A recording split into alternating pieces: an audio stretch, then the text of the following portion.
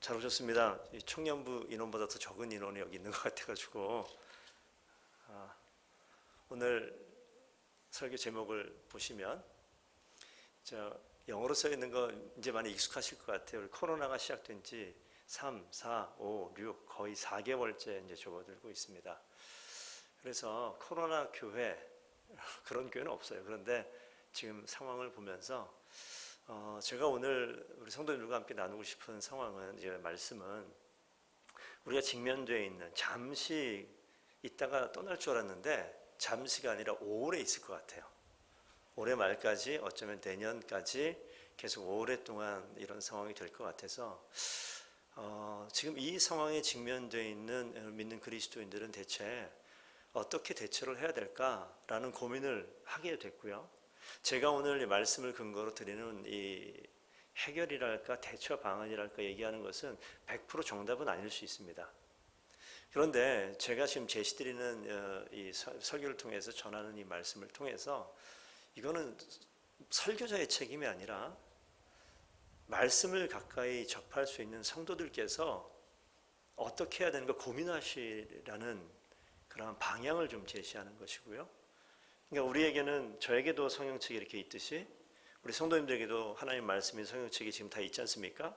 그래서 이 말씀을 통하여서 과연 이 상황에 이 교회 성도라고 있는 그리고 교회 공동체 가운데 있는 저와 성도님들이 이 상황을 그냥 답답히 여기는 것에 그치는 것이 아니라 이 상황 속에서 과연 그리스도인으로서 무엇을 어떻게 해야 될 것인가를 함께 고민하고 말씀을 근거로 방향을 한번 좀 붙잡아 보고 그 이후에는 직접 하셔야 돼요.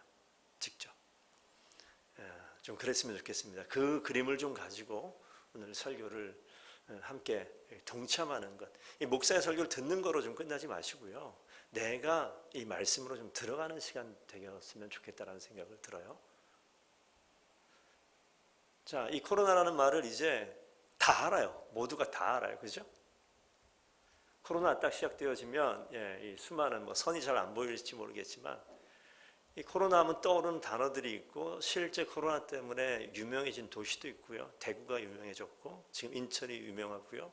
개척교회, 이게 개척교회인지 뭔지 모르겠지만 방문 판매 별의별 그죠? 학원 강사 떠오르는 단어 있습니까? 이런 것들이 지금 우리 주변에 막 이제 퍼지고 있어요. 쿠팡, 부천, 수많은 단어들이. 그래서 이게 저는 제가 거주하는 아파트 상가 태권도장에 확진자가 상상도 못했는데 왔다고 막 아파트 방송하더라고요. 이게 무슨 일인가 싶은데, 근데 그런 일들이 점점 이렇게 이 주변에 가까이 오는 거예요. 목을 조이듯이 그런 상황들이 벌어지고 있습니다. 이런 상황 속에서 벌어지는 일들이 있죠. 국가에서 질병관리통제본부 이런 거 이제 되게 익숙한 단어가 됐고 정윤경이라는 이름이 되게 익숙해졌고요. 되게 신기한 일이 막 벌어지고 있는 거예요. 그래서 이 나라에서 의학적인 전문 과학 지식과 또 국민들의 공동체 의식, 민족 의식을 막 이렇게 불러일으켜서 우리 민족은 대재난을 이겨냈고 앞으로도 굳건히 이겨낼 수 있습니다. 이렇게 계속 언론과 보도와 실제 그런 노력을 하고 애쓰고 있는 것들이 있죠. 그런 믿음을 가지고 정치는 정치대로, 국가는 국가대로, 경제는 경제인대로 이 위기를 극복해 보려고 애쓰고 있더라는 거예요. 그중에는 그리스도인들도 있고요. 그리스도인 아닌 분들도 계시고 그렇습니다. 이게 이제 우리 일상이 되어버렸어요. 자, 일이 터졌을 때 맨 처음에 대구 신천지는 기억나시죠? 이런 상황이 되었을 때 우리가 한번 과거를 한번 생각해 보자고요. 우리가 어떻게 반응했었나? 야, 이거 코로나 이거 신천지 때려 죽일 놈들 저것들 때문에 그런 거야. 이단 책임 얘기했었어요. 교회가 언급되어지면 교회 책임 아닌가. 클럽 터졌을 때 하나님께서 이 이단과 저도 그런 얘기 했었거든요. 이 동성애자들과 이 죽일 것들을 저주하시는구나, 심판하시는구나, 이런 얘기도 했었고, 중국에서 기독교인들을 박해하니까 중국에서 그 난리가 나서 중국 책임 아닌가 이런 생각도 했어요. 미국이 지금 제일 많이 확진자가 생겼거든요. 미국 책임 아닌가요? 이런 것들. 그러니까 이 코로나가 터지게 되면서 여러 가지 생각을 이제 하게 되어집니다. 여러분 보시기에 왼쪽 위에 하나님의, 왼쪽 맞죠? 예, 하나님의 심판이라고 써 있는데, 혹시 하나님의 심판, 그러면 심판이라는 단어를 떠올리면 저주하고 죽이고 벌받고 이런 것들이 심판 그러면 단어가 떠오른단 말이에요. 그런데 그 생각을 좀 바꿔보시자고요. 이 상황을, 이 원인이 어디 있을까? 대처 방안이 대체 어떻게 됐을까? 이 정치적인 관점에서 어떤 우리가 알고 있는 미국과 중국 이야기 속에서 미국은 중국 탓을 하고 중국은 미국 탓을 하고 서로 이 책임 공방을 막 떠넘기려는 그런 모습들이 우리가 보고 있잖아요. 근데 깨어 있으셔야 돼요. 계속 그런 걸 보시다 보면 나도 모르게 정치판으로 들어가 있고, 나도 모르게 이단이냐 무엇이냐 남들을 탓하고 남들에게 책임을 넘기는 일들을 우리가 우리 입술로 하게 되더라는 거예요. 저 또한 그랬습니다. 한번 보시자고요. 결과적으로 216개 나라, 전 세계 216개 나라에 코로나 환자가 생겼어요. 600 몇십만 명인데 제가 대충 써놨어요. 600만 명 이상의 확진자가 생겼습니다. 40만 명 가까운 사망자가 생겼어요. 우리나라는 273명, 0.068%예요. 그렇게 따지면 여기는 진짜 안전지대거든요. 영국이나 미국이나 이런 나라에서 온 분들을 생각하면 여기는요, 코로나 아무것도, 우리만 마스크 쓰고 다니지. 그런 상황이 지금 우리가 처해 있는 상황이라고요. 심판이라고 얘기했을 때 과연, 고민해 보는 거예요. 제가 심각하게 고민해 보는 거예요. 이게 과연 하나님의 심판인가? 대부분 목사님들이 설교 자리에서 이건 하나님의 심판입니다 얘기를 잘 하고 싶지 않아요. 저도 별로 그렇게 하고 싶지 않은데, 전 조심스럽게 하나님의 심판이라는 생각을 하고 그런 얘기를 해야 될 것 같다는 생각이 들어 오늘 얘기합니다. 그럼 이 나라가 죄를 지어서 벌을 받을 만한 마땅한 일을 해서 심판이냐? 아니, 그런 차원을 떠나서요, 하나님 말씀 가운데 기독교는요, 하나님의 심판을 빼놓으면 기독교는 존재하지 않습니다. 구원도 아무런 의미가 없어요. 하나님의 심판에 대해서 생각을 해봐야 되는 거예요. 그런데 하나님께서 왜 이 땅 가운데, 우리를 비롯한 이 땅 가운데, 역사 가운데 하나님께서 왜 이 땅에 있는 이스라엘 백성을 비롯한 이 땅에 있는 수많은 사람들에게 심판이라는 일들을 행하시는가, 고민해 보셔야 된다고요. 죽이려고요? 그렇지 않습니다. 누가복음 13장 55절에 보시게 되면 예수님께서 말씀하시기를 심판하는 이유는요, 심판당하는 자리에 있는 자들로 하여금 회개하게 하려고 심판한다는 거예요. 다시 얘기하면 죽이려고 하는 게 아니라 살리기 위해서 보여주시는 게 심판이에요. 코로나로 우리를 죽이려고 하는 게 아니라 살리기 위해서 경각심을 일깨우는 거예요, 지금.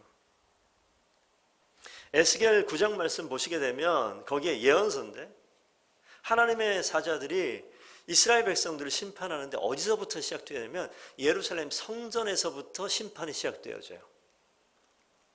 예수 안 믿는, 하나님을 알지 못하는 자들, 하나님을 박해하는 자들을 심판하는 게 아니라 심판의 시작이 어디부터 있냐면 안에서부터 있어요. 하나님 아는 사람으로부터 있고 성전에서부터 심판이 시작되어진다고요. 하나님께서 그러니까 하나님의 자녀들에게 돌이키게 하기 위해서 하나님께 심판이라는 선택을 한다는 거죠. 그러면 이 코로나라는 상황을 우리가 직면해 보면서 믿는 그리스도인으로서 우리가 무엇을 바라보느냐, 이것이 원인이 어디 있느냐 바라보는 것이 아니라 이 심판의 때에 우리 자신을 돌아봐야 돼요. 이 심판의 때에 우리 교회를 돌아봐야 되고, 이 심판의 때에 나를 돌아봐야 되는 거예요. 하나님께서 그거 원하신다고요.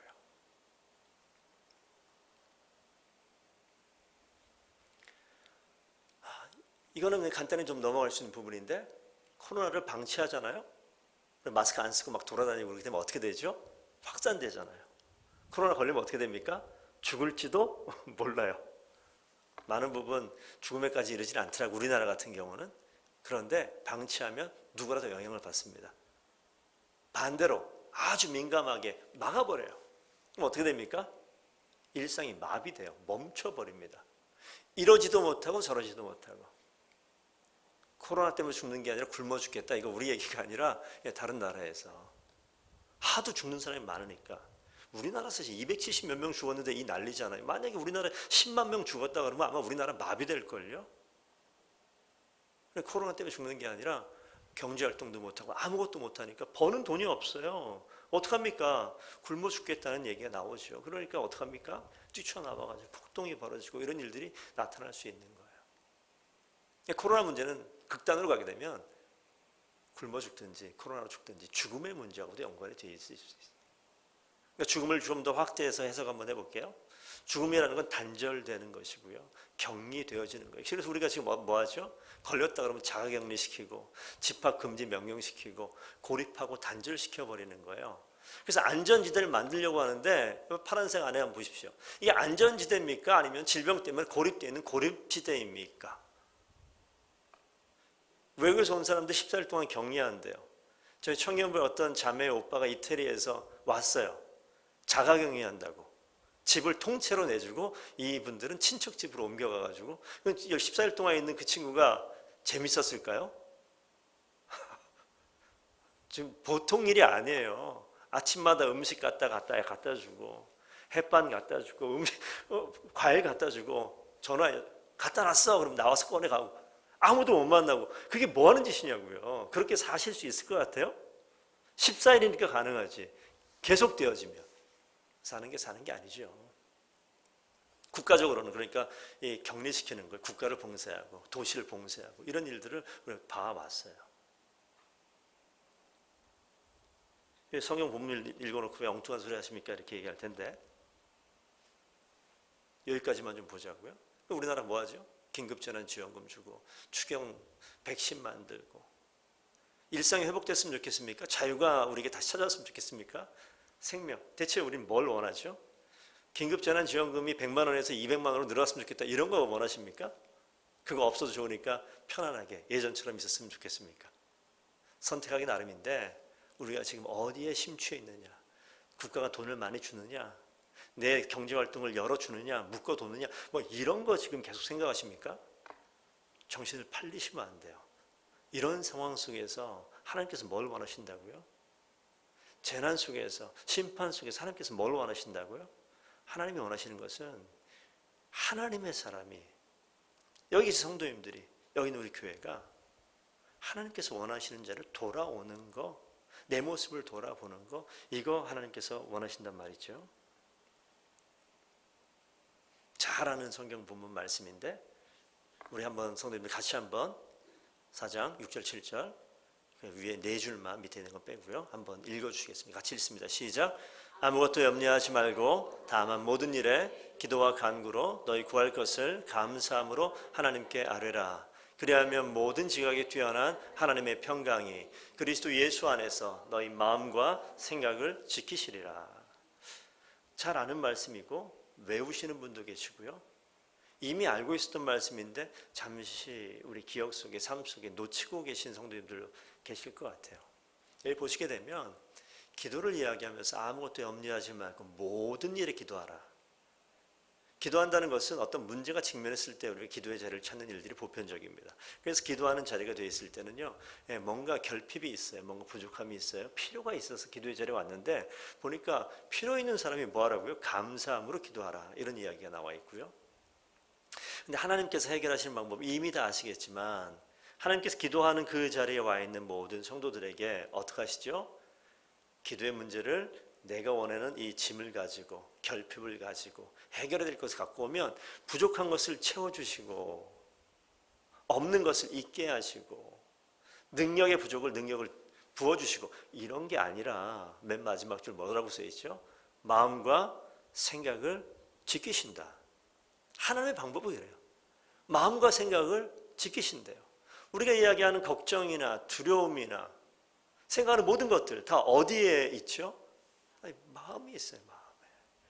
돈이 없는데 마음이 힘들잖아요. 병이 났는데 이게 회복이 안 되는 거예요. 어디가 힘들어?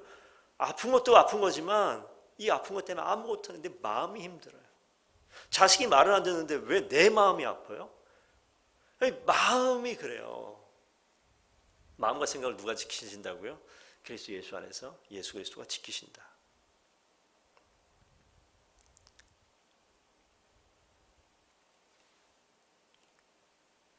오늘 읽은 본문에 나와 있는 지도입니다. 코로나로 인해서 이 모든 환경 속에서 우리가 격리되고 단절되고 고립되고 막혀져 있어요.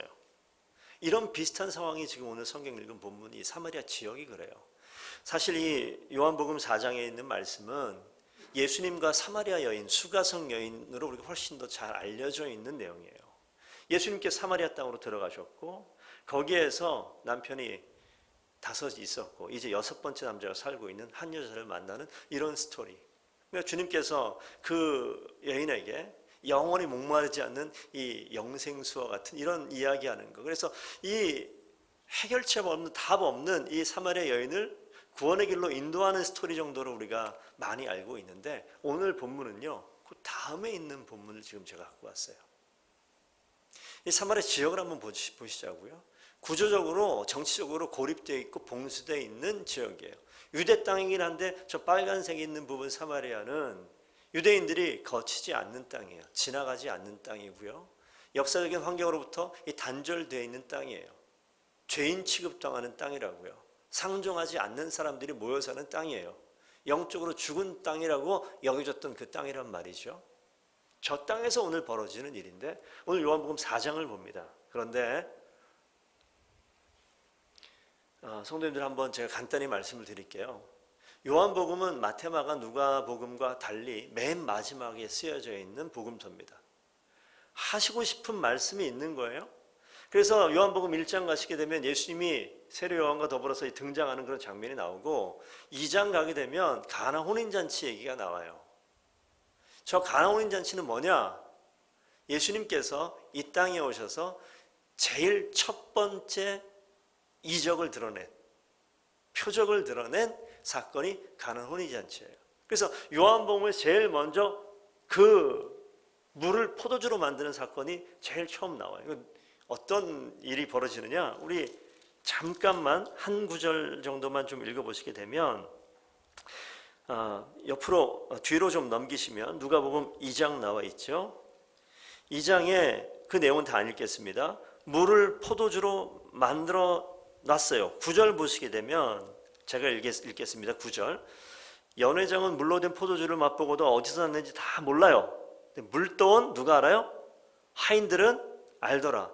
물을 포도주로 만든 게 누가 만드는지 이 물도원 물을 갖다 줬는데 포도를 변했잖아요. 하인들이 알아요. 그 다음으로 성도님들 11절 한번 같이 읽어주십시오. 시작. 예수께서 이 첫 표적을 갈릴리 가나에서 행하여 그의 영광을 나타내심에 제자들이 그를 믿으니라. 여기 보면 갈릴리 가나에서 예수님께서 그 영광을 나타냈다.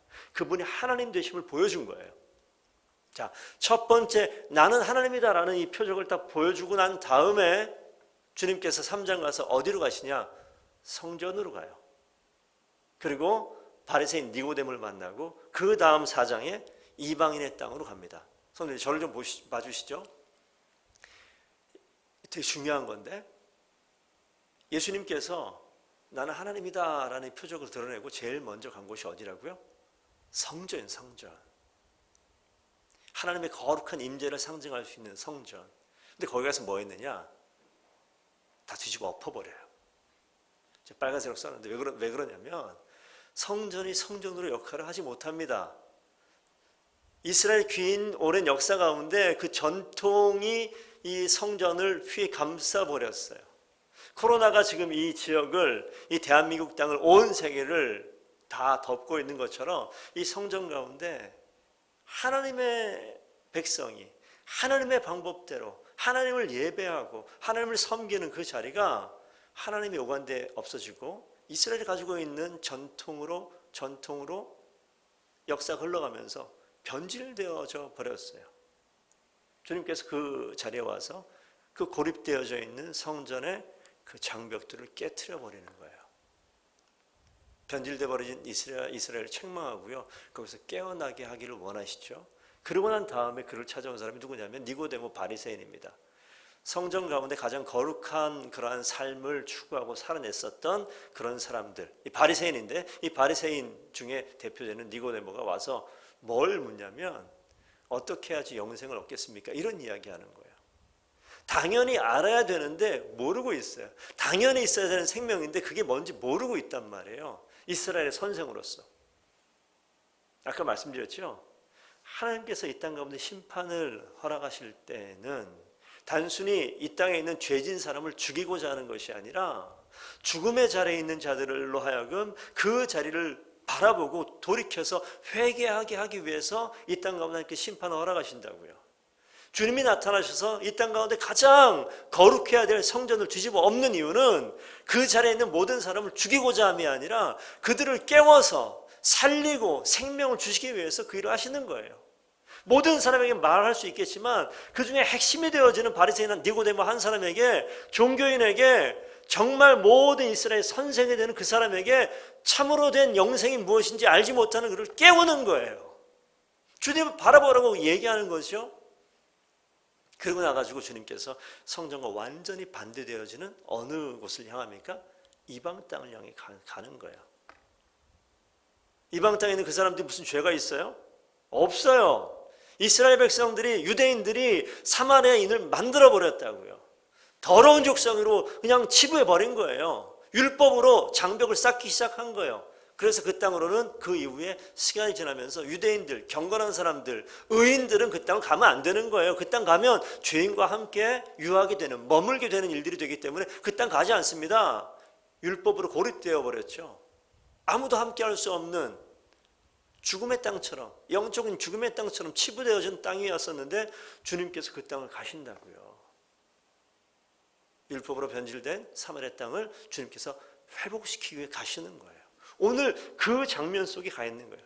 제가 오늘 이 말씀을 설교 준비하기 이전에 읽었던 말씀인데,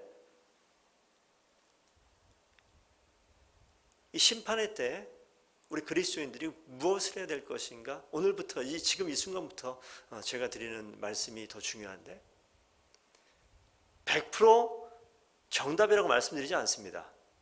말씀을 보면서 제가 느끼는 것을 함께 나누는 거예요. 성도님들 또한 그래서 말씀을 통해서 새로운 도전이 되어지고, 말씀을 통해서 우리가 어떻게 이 땅을 그리스도인으로 살아가야 되는가 고민하시라고 지금 말씀을 드리는 거예요. 한 여인을 만났어요. 수가성, 이름은 나오지 않습니다. 주님 만났다고요. 주님 만난 이 여자가, 그 앞에 얘기는 다 간단히 정리할게요. 자기의 삶을 다 하는 거예요. 예전엔 5명의 남자가 살았던 것부터 시작해가지고 깜짝 놀라죠. 그래서 이 여자가 한 말이 있어요. 당신은 그리스도시군요. 고백할 수밖에 없어. 당신은 메시아십니다. 알거든요. 사마리아인이지만 이스라엘 역사를 알아요. 하나님을 아는 사람이에요. 오실 메시아가 있다는 것 정도는 알고 있는데 봤더니 깜짝 놀라는 거예요. 이거 메시아급 되겠다. 그래서 그리스도다라고 이야기하면서 쫓아가서 어디로 갑니까? 동네로 들어가, 마을로. 그래서 간증합니다. 간증. 내가 봤던 한 남자가 있는데 아무리 봐도 이분 그리스도다, 메시아다라고 이야기를 해요. 변질되어 있는 죽음의 땅을 회복과 생명으로 바꾸시고 계신 장면이라고요.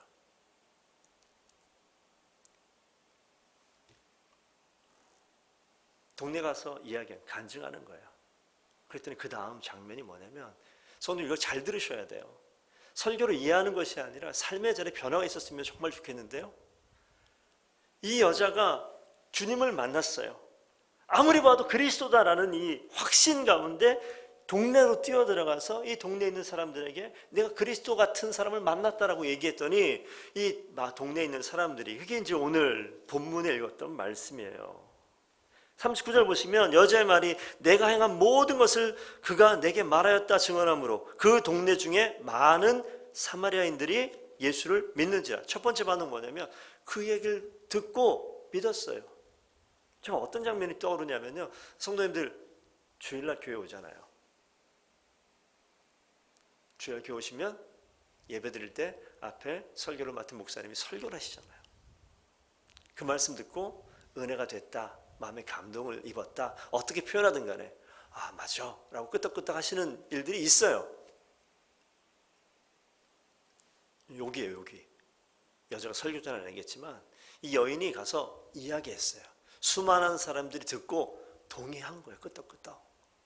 아 진짜 그런 것 같다. 내가 봐도 어떻게 처음 본 남자가 너의 모든 과거 일들 다, 야 진짜 그리스도 맞는가 보다 끄덕끄덕 했다고요. 그 다음이 중요해요. 40절. 사마리아인들이 어디로 갑니까? 거기서 감동받고 끝나는 것이 아니라 어디로 가요? 예수께로 갑니다. 예수께로 간다고요. 제가 목사긴 하지만 신앙생활하면서 내 삶을 돌아보니까 이게 없어요. 이게 없다고요. 하나님 말씀 들으면서 맞아 라고 감동하고 동의하는 건 있는데 그 다음이 없어요. 우리 하나님께서 저는 이 상황이 심판이라는 전제하에 바라보시게 되면 하나님이 지금 우리의 마음을 돌이키기를 원하시는데 대체 우리가 무슨 죄를 졌습니까? 우리 경찰서에 끌려갈 만한 무슨 범죄 행위를 하냐고요. 그렇지 않아요. 삶의 자리에서 경건하게 살고 계시잖아요. 법이 없어도 우리가 당당하게 성실하게 착실하게 의롭게 살고 있지 않습니까? 주일날 와가지고 하나님 말씀 드리면 마음에 감동하고 끝나고 끝이냐고요. 그렇지 않다고요. 이 여인의 말을 듣고 이 사마리아 사람들이 어디로 갑니까? 그들의 삶의 자리에서 그들의 삶의 방향이 바뀌어요. 예수께로 가기 시작합니다. 그게 40절 말씀이에요. 예수께로 가서 뭐라고 말씀하시는 게 더 중요한 거예요. 제가 좀 띄어놨는데 함께 유하시기를 머물러 달라 강청했다. 강청. 청하다 나와 있지만 간절히 요구하는 간절히. 이게 없더라고요. 성도님 어떠십니까? 이게 없어요. 주일로 와서 설교 듣고 은혜 받았다. 끝. 저 문 밖에 나가게 되면요. 내가 주중에 내 삶을 살면서 주님을 만나러 가고 주님을 요청해서 부르고 그분과 함께 거하고 이런 거 있습니까? 하나님께서 지금 우리로 하여금 그거 회복하라고 말씀하시는 것 같지 않으십니까? 예수께 가서 강청했더니 요청했더니 청했더니 주님의 반응. 주님은요. 우리가 주님과 함께 거하기를 요청하시면 반드시 우리와 함께 머무시는 분인 줄로 믿습니다. 그거 없어서 안 머무는 거예요. 성경을 몰라서가 아니라 교회를 대충 다녀서가 아니라 우리가 정말 주님께 향하지 아니하고 그분에게 요청하지 않으니까 그분이 우리가 머물지 않지. 그렇게만 원하면 주님은요 반드시 머무르신 줄로 믿습니다. 머무는 거예요. 주님이 이틀 동안 머물었대요. 주님께서 그랬더니 이틀 동안 머물렀어요. 40절 후반절 보시게 되면 그렇게 청하니 거기서 이틀을 유하심에 41절 예수의 말씀으로 말미암아 믿는 자가 더욱 많아졌다. 이틀 동안 사건이 벌어진 거죠. 성도들 부탁드립니다. 여자의 간증을 듣고 믿는 사람이 있었어요. 설교자의 설교를 듣고 마음의 감동을 받고 야 내가 잘 살아야겠다. 그 정도 있다고요. 하지만 여러분들은 앞에 있는 설교자를 바라보고 신앙생활하는 것이 아니라고요. 성도 여러분들은 이 자리를 통해서 앞에 있는 말 잘하는 목사나 자신의 어떤 체험이 있고 간증이 있는 사람들의 이야기를 듣고 내가 그것을 덧입어서 신앙생활하는 것이 아니라 여러분들은요 거기에서 그 인생을 바꾸고 그 사람들로 하여금 대체 뭐가 있길래 저렇게 열변을 토하고 있지? 그 가운데 있는 예수 그리스도를 향해서 방향을 바꾸고 그분을 함께 내 자리에 내 삶의 자리에 그분이 오셔서 나와 함께 머물기를 간절히 요청하는 그 자리까지 나가야 되는 줄로 믿습니다. 그렇게 되면요 주님이 오신다고요. 함께 반드시 머무신다고요. 머물러서 뭐합니까? 우리의 마음과 생각을 바꿔놓으세요. 아까 빌립보서 말씀 그대로예요. 주님이 오셔서 아무리 봐도 내 주변 환경이 똑같아요. 사업도 여전합니다. 자식들의 삶의 모습도 그렇고 내 건강도 그렇고 다 똑같은 것 같아요. 교회 환경과 이 나라 국가 정세와 코로나 모든 것들이 다 똑같은 것 같아요. 그런데 주님께서 이 가운데 오셔서 우리 마음과 생각을 바꾸어 놓으시는 줄로 믿습니다. 41절 어떤 일이 있습니까? 예수님의 말씀으로 믿는 자가 더욱더 많아졌죠. 그리고 나서 이 주님을 청했던 이 사람들이 42절 이런 이야기를 해요. 여자에게 갑니다. 여자에게 다시 가는 거예요. 이제 우리가 믿는 것은 여인에게는 당신의 말로 인함이 아니니 이게 뭐예요? 당신의 간증 때문에 내가 주님 믿는 게 아니에요. 목사님 설교 때문에 내가 주님 믿는 게 아니에요. 뭐예요? 이는 우리가 친히 듣고 그가 참으로 세상의 구주이신 줄을 알미라 하였더라. 다시 얘기하면 무슨 얘기냐면요, 내가 만났어요. 당신 만난 거 진짜인 것 같아. 나도 주님을 청해서 직접 만나보니까 주님이 진짜더라고. 여기는 이렇게 한국말 옛날 말로 써있지만 뭐예요 이게? 주님은 나의 구주다. 나에게 생명을 주시는 구세주였다. 그런데 나의 구세주가 아니에요. 세비어인데 뒤에 보면 뒤에 뭐가 있냐면 이 세상의 구세주인 줄 알게 되어지는 거예요. 주님은요, 나 하나 구원하는 이런 정도 차원의 분이 아니시라고요. 이 온 세상을 구원하시는 구원자이심을, 다시 얘기하면 그들이 직접 무엇 때문에 변하냐면요, 여기에서 우리말 성경에 잘 나오지 않지만 영어 성경이나 다른 성경 보시게 되면 이 여자의 말 때문에 믿은 것이 아니라 하나님 그분의 말씀 때문에 사람이 변하는 거예요. 다시 말씀드립니다. 설교자의 잘하는 설교 때문에 감동받는 거 가지고 우리가 그분은 생명입니다 이런 고백이 안 나온다니까요. 우리 목사님 설교 참 잘해요 이 정도 얘기하는 거죠. 교회자님 참 좋아요 이런 이야기하는 거죠. 그게 아니라 하나님 그분의 말씀이 내 가운데 오게 되면 그분이 나의 생명입니다 라고 고백할 수 있는 거예요. 그분이 세상의 구원자십니다 고백하게 되어지는 놀라운 역사가 있게 되는 거예요. 성도 여러분, 하나님께서 이 코로나라는 상황 속에서 우리를 고립시켰습니까? 그렇다 치자고요. 하나님께서 원하시는 게 있다고 말씀드렸잖아요. 우리를 돌아보게 하는 거예요. 과연 우리 삶의 자리에서 뭐하고 있죠? 홀로 있는 자리에서, 단절되어 있는 자리에서 대체 뭐하고 있으시죠? 여전히 걱정만 하고 계십니까? 하나님께서 심판이라는 때를 허락하실 때는 어디부터냐면 교회부터예요. 믿는 자부터예요. 믿는 나부터 하나님께서 내 인생을 돌아보게 하기를 간절히 원하시는 것을 들을 줄 알아야 돼요. 그리고 오늘 이 설교가 마치게 되면 그냥 가시는 것이 아니라 돌아보셔야 돼요.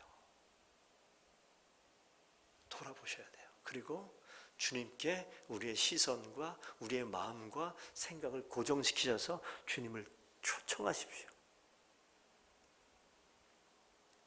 주님과 2박 3일 깊은 수련을 한번 가보시라고요. 교회에 있는 수련회 이런 거 아니고 단 둘이 주님과 긴 시간 속에서 내 삶을 돌아보고 내 신앙을 돌아보고 나의 믿음을 돌아보고 과연 이 어둠과 두려움과 위기에 때라고 이야기하는 이 상황 속에서 나는 과연 어떻게 살고 있는가? 내가 관심 있는 게 뭐죠? 어떻게 하면 재난지원금 더 많이 받을까? 이거 걱정하십니까? 어떻게 하면 위기의 상황 속에서 사업이 더 잘 될까? 이런 거 생각하십니까? 어떻게 하면 이 상황 속에서 내가 안전하게 건강을 지켜내면서 견뎌낼 수 있을까? 이런 생각하십니까? 할 수 있는 생각입니다만 그 겉에 있는 것들보다 더 본질적으로 들어가서 주님께서 내 내면 가운데 오셔서 하시고자 하시는 이 말씀을 들으셨으면 좋겠어요. 왜 주님이 사마리아 그 땅으로 직접 오셨을까요? 사마리아 여인이 찾아가지 않았다고요. 주님이 직접 찾아가셨어요. 성전에도 주님이 들어가셨고요. 사마리아 땅에도 주님이 들어가셨어요. 왜요? 목적이 있어요. 주님께서 우리 발로 교회에 걸어온 것 같죠? 아니요. 주님께서 우리가 설령 교회에 우리 발로 걸어왔다 할지라도 우리 마음속으로 찾아오시는 분은 주님인 줄로 믿습니다. 주님께서 오셔서 하시고 싶은 말씀이 있다니까요. 오늘 이 송 목사를 통해서 그 이야기까지만 들은 거예요. 그 다음은요, 우리 성도님께서 주님을 초청하셔서 주님과 이틀 동안 한번 시간을 보내시는 거예요. 그리고 주님께서 내 입술을 통하여 주님의 말씀을 통해서 이 말씀이 나에게 하시겠죠. 내가 너에게 생명을 주기를 원하노라. 내가 너와 함께하기를 원하노라. 내가 너의 인생 가운데 참 평안을 주기를 원하노라. 이 위기 때 걱정하지 말라. 주님께서 말씀하시지 않을까요? 내 마음과 생각을 바꾸시는 주님의 손길이 분명히 있지 않을까요? 저는 분명히 있다고 믿습니다. 그런 사람들이 한 명 한 명 한 명의 여인들이 되는 거예요. 그리고 여러분들의 그 말씀을 통하여 수많은 사마리아 사람들이 주님께 찾아오는 놀라운 역사가 일어나게 될 줄로 믿습니다. 그렇게 우리가 신앙생활 하는 거죠. 위기의 때 다시 한번 우리의 삶을 돌아보고 우리의 내면을 살펴보고 내가 과연 제대로 그리스도인으로 주님이 찾아오셨음에도 불구하고 주님을 바라보고 그냥 그 자리에 멈춰 있지는 않았었는지 우리 삶을 돌아보기를 원합니다. 주님께서는요, 우리를 죽이고 저주하기 위해 심판을 허락하신 것이 아니라 우리를 온전한 자리로 돌이키고 주님께서 원하는 자리에서 반드시 생명을 얻는 그 자리로 초청하시기 위해서 오늘 이 순간도 찾아오시고 우리에게 위로하시고 힘을 주시는 분인 줄로 믿습니다. 그 하나님께서 이번 한 주간 코로나 끝날 때까지 우리를 더욱더 깊이 있게 성숙시키시고 이전 모습과 전혀 다른 멋진 그리스도인으로 만들어 가시는 놀라운 역사가 있게 될 줄로 믿습니다. 그 은혜를 누리자고요. 이 위기를 기쁨의 자리, 주님과 더욱더 깊어지는 이 시간으로 만들게 되어졌을 때 인원은 적어 보일지 모르겠지만 한 명 한 명의 인원을 통하여서 정말 그리스도인다운 남들이 봐도 칭찬받을 만한 주님이 보시기 기쁨이 가득 넘쳐나는 그런 그리스도인들, 그런 하나님의 자녀들이 우리 소풍교회 가운데 더욱더 많아지기를 원합니다. 일주간 승리합시다. 코로나 끝날 때까지 우리에게 여기 계신 우리 성도님들 때문에 소풍교회가 기쁨이 넘치는, 우울하지만 우리 가운데 생명이 있고 우리 가운데 기쁨이 있고 이걸 넉넉히 이길 수 있으니 기쁨의 바이러스, 코로나 말고요, 기쁨의 바이러스, 주님이 주시는 그런 생명의 바이러스를 드러낼 수 있는 귀한 성도들 다 되기를 축복드립니다. 주님께서 일하실 줄로 믿습니다. 기도하시겠습니다.